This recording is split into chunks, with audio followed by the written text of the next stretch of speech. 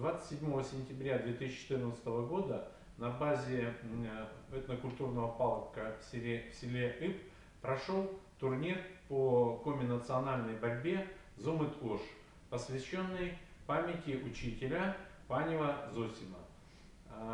Турнир был организован автономной некоммерческой организацией спортивно-профилактико-лечебного общества волонтеров, руководителем которого является Константин Бадокин. Я присутствовал на этом турнире в качестве эксперта, ну и независимого, будем говорить так, зрителя. Турнир прошел на достаточно высоком уровне. В турнире приняли участие более 100 спортсменов.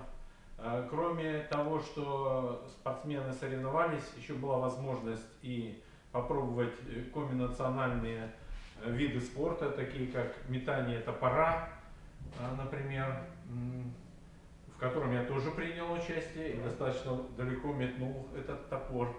В настоящее время подготовлено учебно-методическое пособие. Вот на диске на этом оно размещено. Учебно-методическое пособие по комбинациональной борьбе Зумыт-Ош. В настоящее время пособие проходит экспертизу и в дальнейшем будет утверждено на учебно-методическом совете КРИРО. Ну и в дальнейшем будет рекомендовано к распространению в качестве пособия для организации дополнительного образования детей спортивной направленности.